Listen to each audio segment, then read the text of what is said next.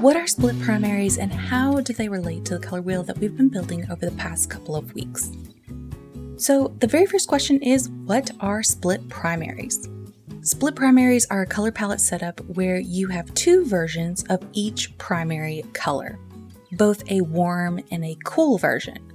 This actually helps you get cleaner and more versatile mixes. But how do we determine the color temperature of the paint we are using?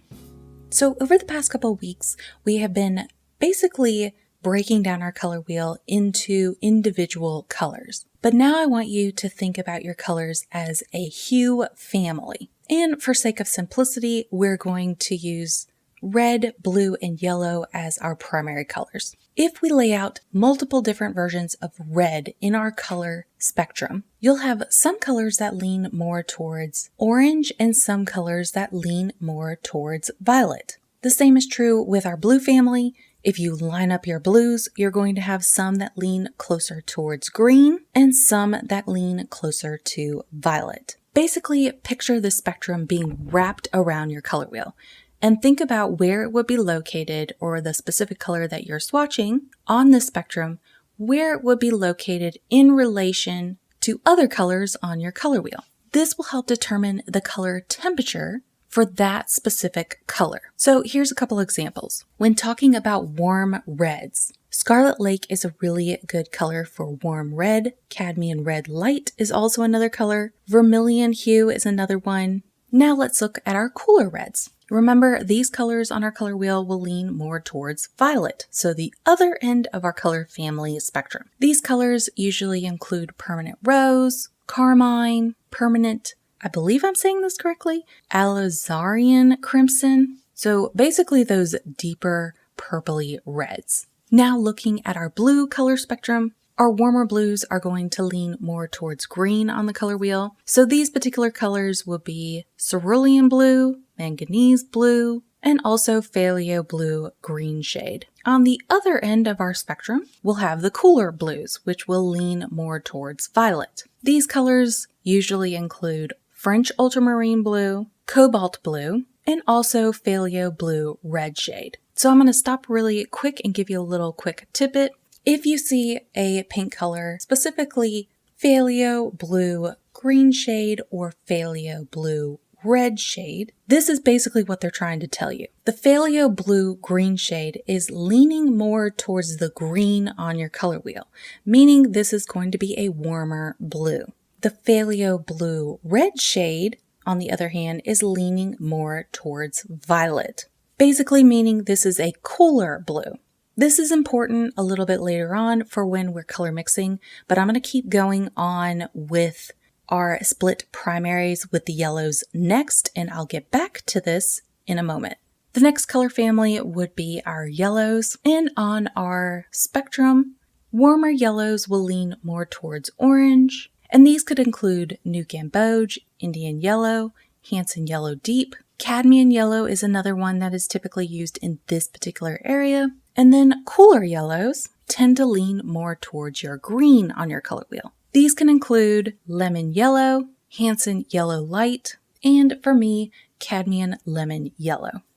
So that basically means in this particular color setup, instead of having 3 primaries, you would actually have 6. Now, why use split primaries instead of just the regular primaries? There are 2 really great reasons for this. The first one is that you will get cleaner mixes.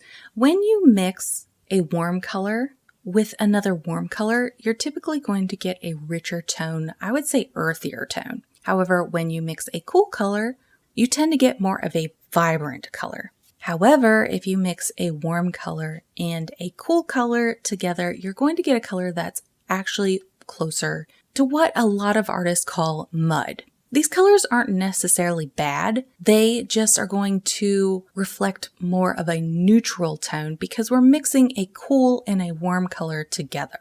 And this leads us to our second reason for using split primaries. This is actually going to give you a fuller range of hues.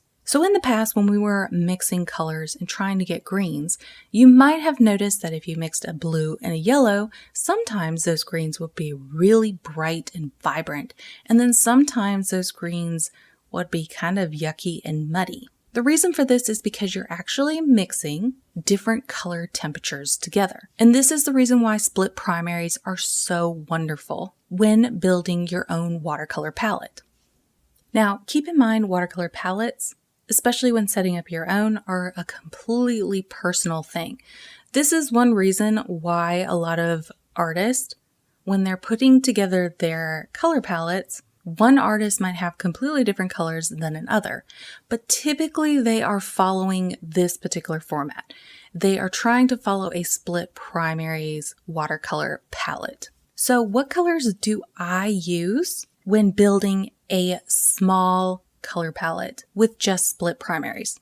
Once again, this is completely personal, but these are the colors that I specifically really enjoy using. My first cool red would be Quintardone Lilac. Yes, I don't use permanent rose. For the colors that I typically paint with, I'm actually not typically going towards permanent rose. I don't use it a lot in my painting illustrations, but I do use a lot of purples. So personally, I like to lean a little bit closer on my color wheel towards the purples. Now, to compensate for that, I need to now have a really strong, warm red. And for me, that warm red is Winsor Orange Red shade. This once again is closer to the orange than actually that permanent rose. And I tend to paint with a lot more oranges, hence this particular color works well for me. That being said, if I mix these two colors together, I can actually make a permanent rose color or a color that's very, very close to it. Hence the reason why I don't really need permanent rose in my particular collection. Now let's talk about primary blues. Now this is where I actually deviate some from the earlier color suggestions. For me personally, I really like to paint super vibrant greens. So as a result, I want to have a warm blue that is very close to my green hues. Hence the reason why I typically use Cobalt Turquoise Light for my warm blue. This is going to ensure that I get those super vibrant new growth greens in my paintings. And since this color is so far on my warm spectrum, I'm actually going to pull back my cool blue and use Winsor Blue Green shade. So normally this would be considered a warm color, but since I am actually leaning further on my color wheel with my warm blue, I'm going to pull this particular color back also. And my reasoning for this is number one, Winsor Blue Green shade mixes a lot of really nice purples still, as long as I'm mixing with that Quintardone Lilac, and it's not granulating. Hence the reason why I am actually using Winsor Blue Green shade for my blue cool. Now let's talk about split primary yellows. For my warm yellow, a lot of times I will use cadmium yellow. This particular color mixes really, really well for those brighter oranges, but also really creates nice older growth greens. So kind of think like evergreens or even a sap green color.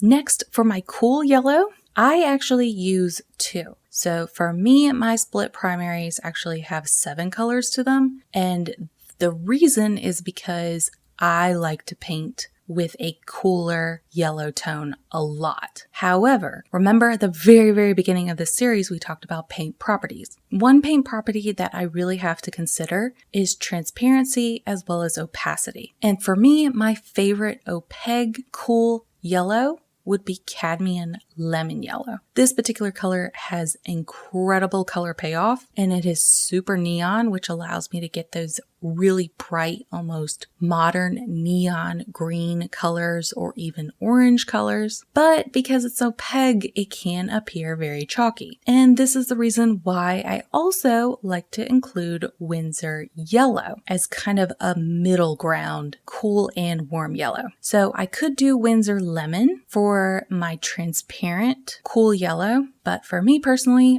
I don't actually really like Winsor Lemon mixing with some of my other paints. I find that Winsor Yellow is more predictable and it is also transparent, which allows me to mix this particular color with some of my heavier opaque colors and kind of tone down that chalkiness.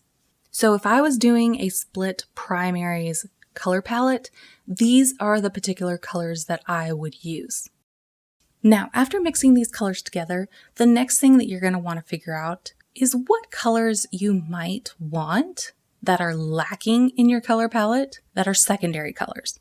So think about what kind of greens you might want in your collection, what kind of oranges you might want, and what kind of purples you might want. These are going to help shore up your collection, and these would be the next 3 colors that you would add to your collection, which gives you a grand total of 10 colors.